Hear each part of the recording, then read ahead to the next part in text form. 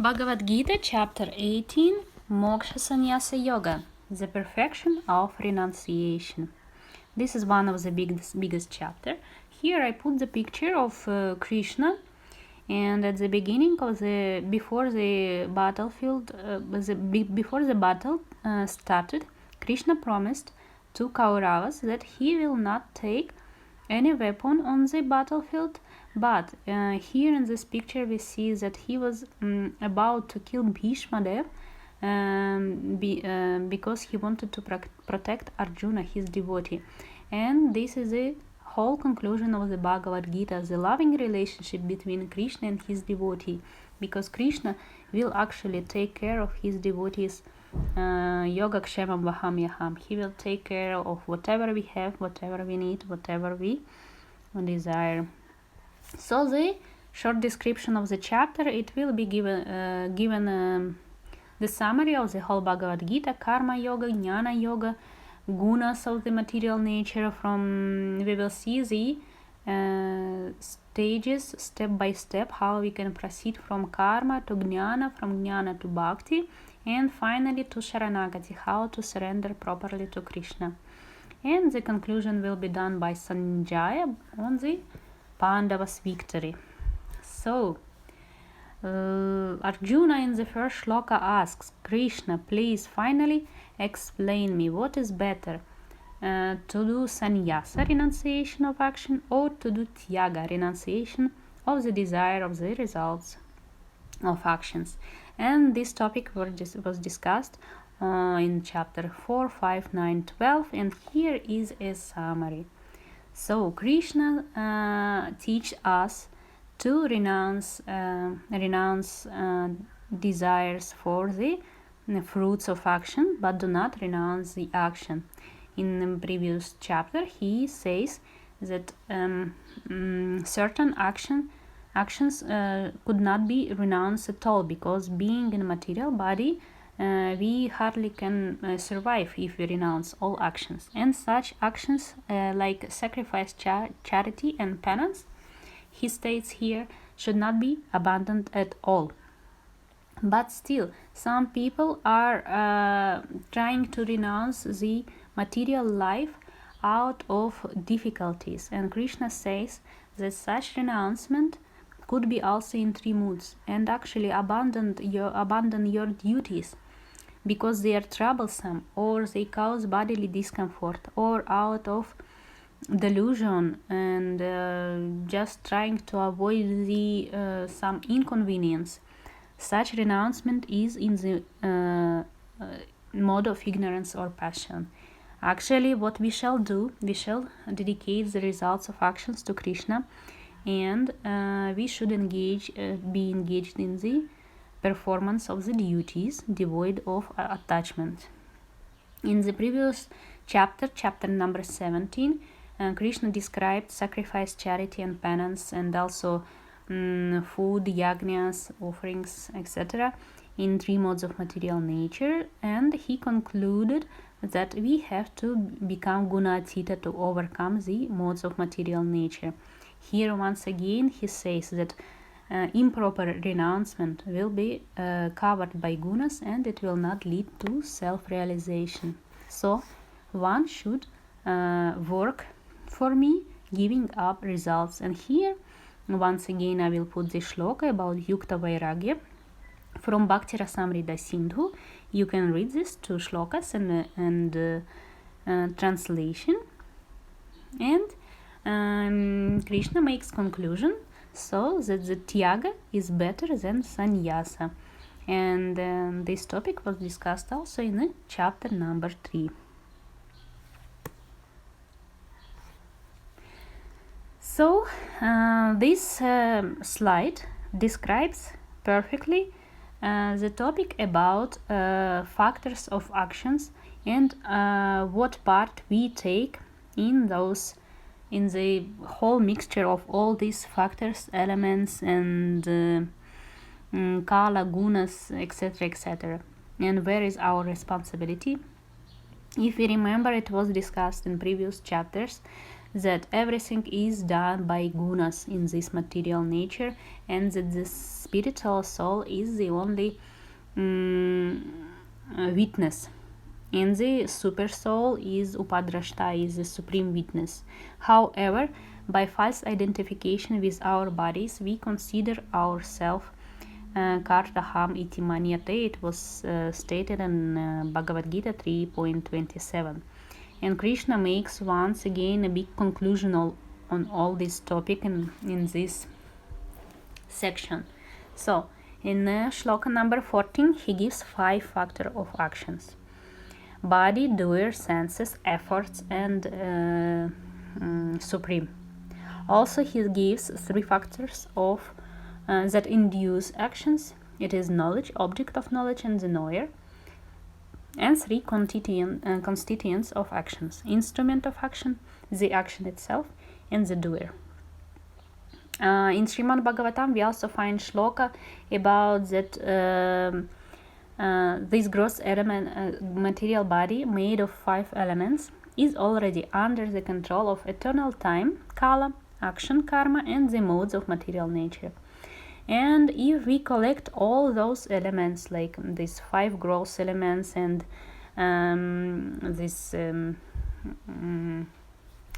totally 24 elements with the mind, the senses, object of senses, and senses for acquiring knowledge, and senses for actions. If we take kala, if we take these 5 factors and plus 3 factors which induce action, and 3 constituents and 3 gunas, it will be a very big mixture of everything. And usually what we can see, you can see in the 5 factors there is a doer, right? And we can see the 3 constituents of actions, there is also doer. And if you remember, we discussed in chapter number 15, Purushottama Yoga, about banyan tree, and there was a picture about banyan tree, and on that picture that was a river between perverted banyan tree as a material world and the real spiritual world, and between these 2 worlds is our desire. So what we are responsible for our own desires and for our mentality. Actually, it was said in previous chapters also that we carry the concepts of life, changing our gross bodies. We carry our concepts of life from one body to another. It was also in the chapter 15 of where the banyan tree description is given. So, however, in all this mixture, we still have a part of responsibility. And if you remember, in a chapter of Asura and Daiva Sampad, about the qualities of divine qualities and Asura qualities, demoniac qualities, Krishna strongly recommends us to follow, to develop divine qualities, because only this way we will be able to come to Sattva Guna, and from Sattva Guna we will finally become Guna Atita. So once again, there is our responsibility for the actions. However, we should not forget that the whole mixture of all these elements, kala, guna, factors, etc., is there, and everything what we see in this material world is a mixture of all these factors in different portions. So this is a conclusion about factors of actions and the responsibility and desires. Here in these shlokas, Krishna gives final conclusion on the gunas. I will not repeat it all of them, but if you can see, the whole life is covered by gunas. So whenever the living entity comes to material universe, it becomes immediately covered by ahankara and gunas. And even such exalted things like buddhi or jnana or even sukham, happiness, is covered by gunas. And you can go to the shlokas number 19 to 14 and see what qualities of material nature every part of our life could be covered with. And maybe I will just describe as happiness, because many people actually become bounded by happiness on the sattva guna, because such happiness gives knowledge, and it gives us some very subtle portion of egotism, but still it is better than all the other things in Tama and Raja guna.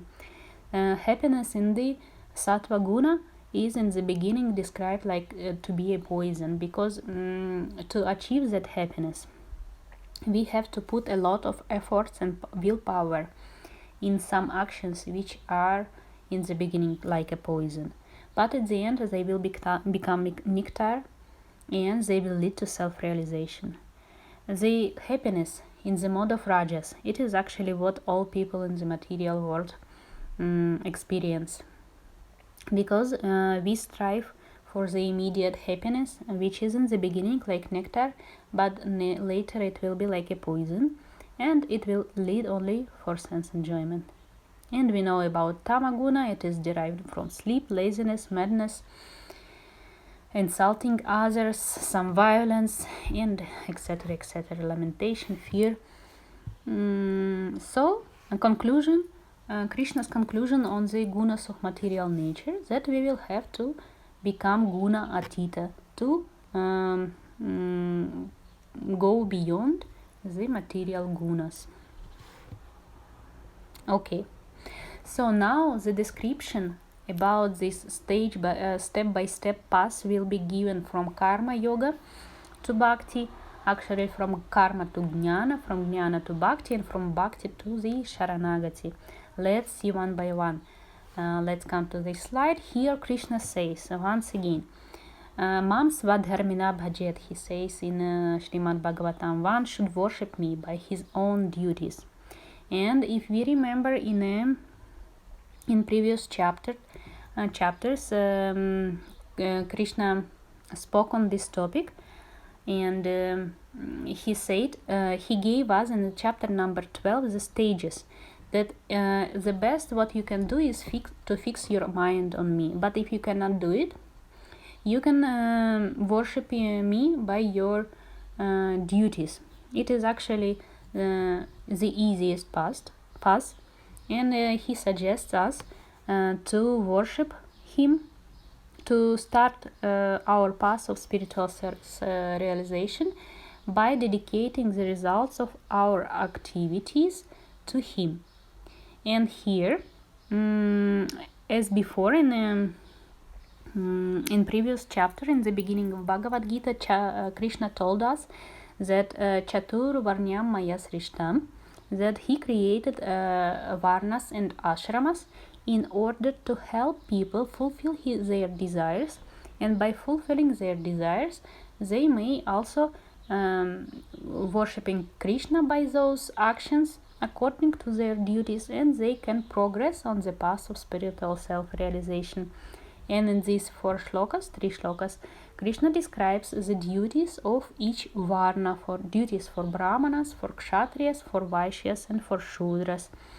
By following such simple duties, even if it seems to be in the beginning like karma yogi, like still material duties, Krishna promises us that we will advance on the path of spiritual realization, and finally we will develop attachment to Krishna himself, and we will work out of love. It means from karma we will pass to bhakti. Also he says, he warns us once again, he repeats the shloka from the chapter 3, that better to do your own duty even imperfectly than someone else's duty, because this way you will not achieve sinful reactions.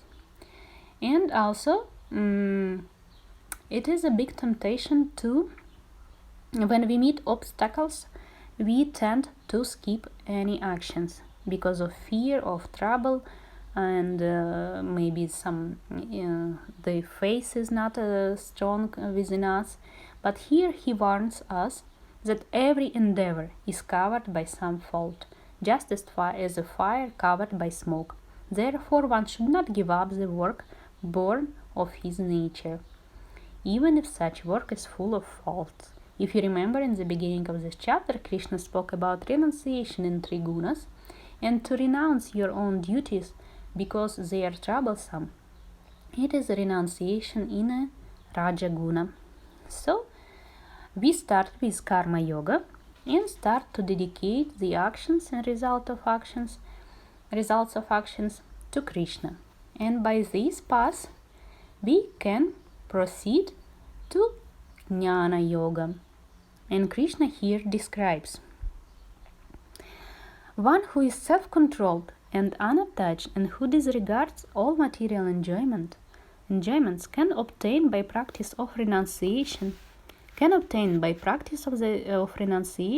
highest perfection, the highest perfect stage of freedom from reaction.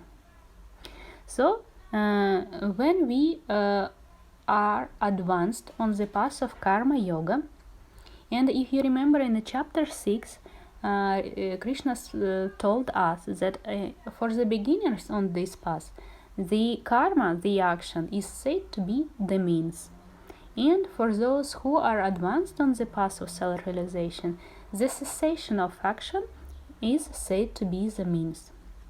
So here he gives us this, he makes this conclusion once again. We start from Karma Yoga. Later on we develop Jnana and become fixed in this Jnana. And with the time, in a proper time, we may proceed to the Sannyasa Ashram. And in the shlokas 51 to 53, Krishna describes the qualities of the person who actually, by path of Jnana, attain Brahma Bhuya stage. And he again describes a lot of qualities such as purified mind and intellect, the restrained senses, and such person controls his body, his speech, he is free from violence, etc., etc. Such person attains Brahma Bhuya stage and becomes himself Brahma Bhuta. So, let's see once again briefly. From karma, dedicating Krishna our own actions by performing our own duties, we become fixed in Jnana path, and with the time we can proceed to Sannyasa Ashram. And by serving Krishna on that stage, by being fixed in Jnana and controlling our mind and being true yogi, we can attain a stage of Brahman. Krishna describes the qualities of persons, summarizes the qualities of persons who is Brahma Bhuta. He is Prasannatma, he is Nashochasina Kankshati, and Sama Sarveshu Bhuteshu. We have seen these qualities all over Bhagavad Gita: no grief, no desires, peaceful mind, and definitely to be equal to everyone. So, and this is the beginning of Bhakti path.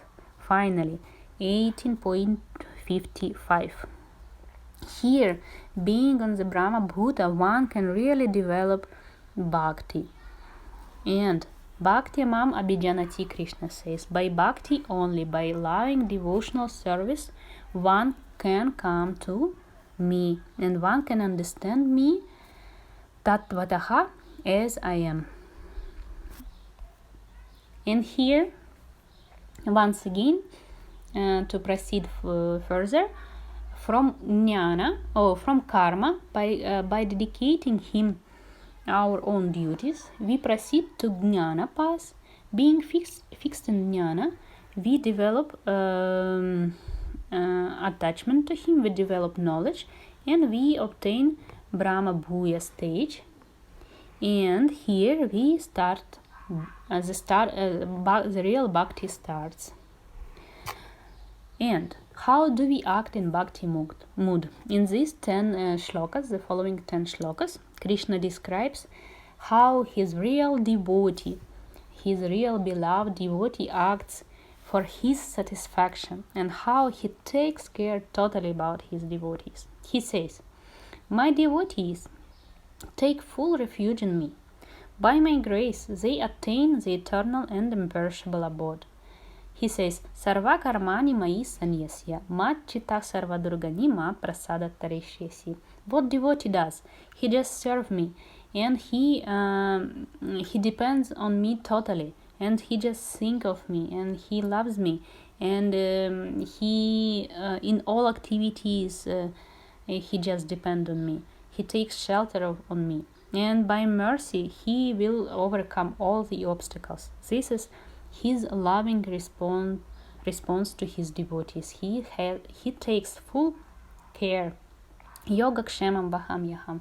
He takes care about his devotees totally in his material and spiritual world. And actually he concludes in the 59-60 and 61-62. He says, he tells Arjuna, actually, if you will not agree now to act according to my direction, you will fight anyway, because the gunas will make you fight. Gunas, material nature, because you are kshatriya, and we have seen what is the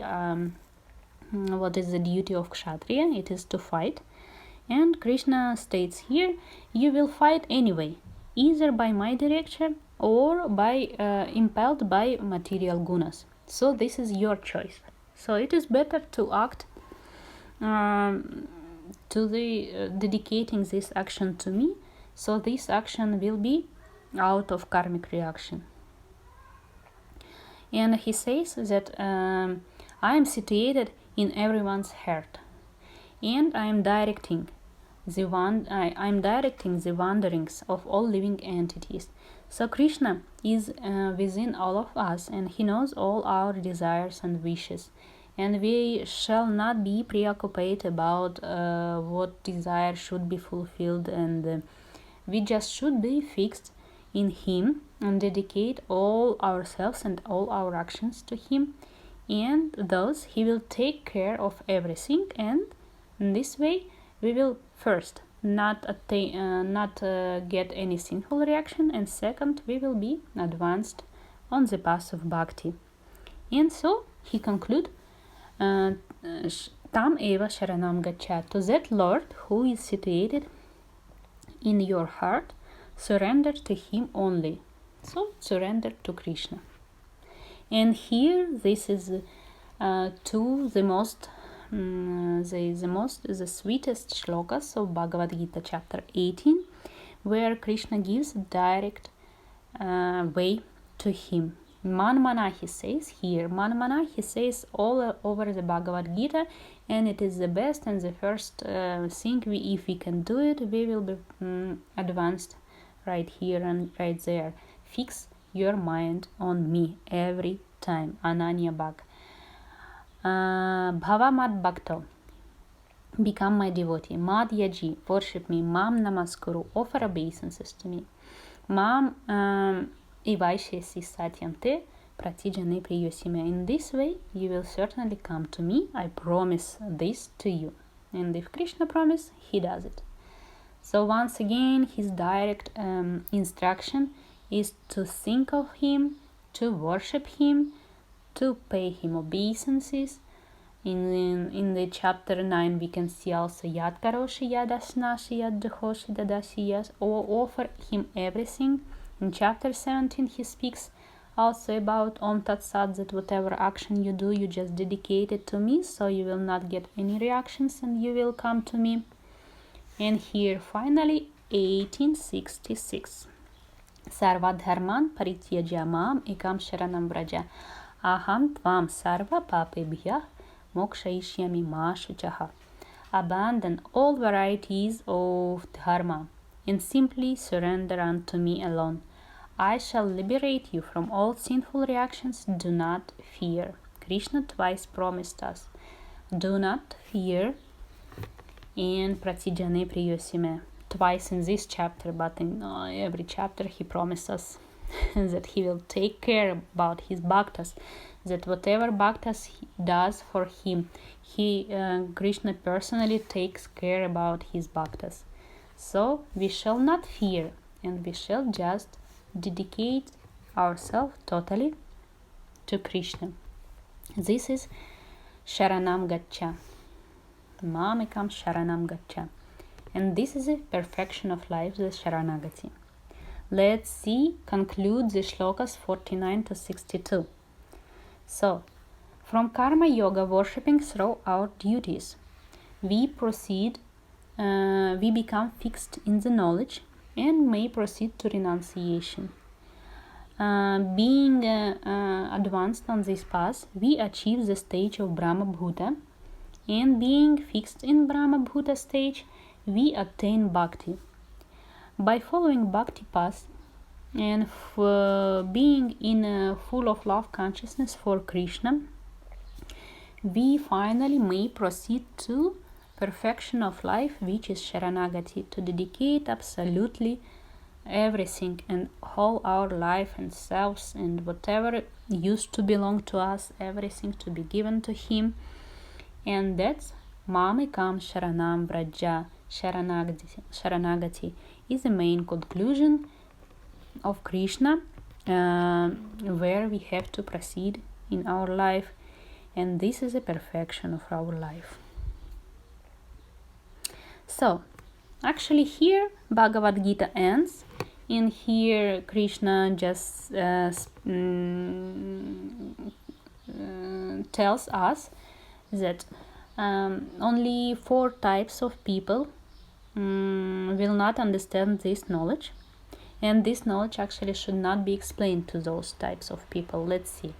Those who are not austere, those who are not devoted, those who are averse to listening, and those who are envious of me. Once again, envy is the first emotion which we got before we came into material existence, because we envied to Krishna, and that's why we came to material world in order to enjoy ourselves without participating to him, without dedicating anything to him. We wanted to enjoy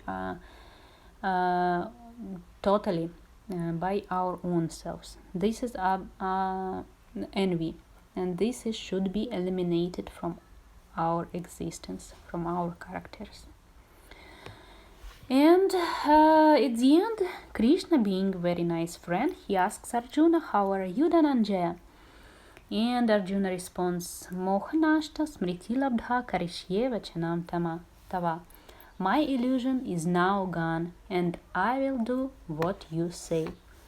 And the final conclusion of this, Sanjay, if you remember, Sanjay is sitting in front of Dhritarashtra, and he is narrating whatever he sees on the battlefield to Dhritarashtra. And Sanjay is overwhelmed by his feelings, because he says, whenever I recall this conversation between Krishna and Arjuna, the pleasure, the joy in my heart is increasing, and he's really overwhelmed by all this devotional from his heart. And he makes this conclusion, Yatra Yogeshwarah Krishna Yatra Partho Dhanurdaraha Tatra Shrir Vijayo Bhutir Bruvani Tirmatir Mama. Whenever there is a Krishna and whenever there is Arjuna, the supreme archer, there will also be the opulence, victory, power and morality. This is my opinion.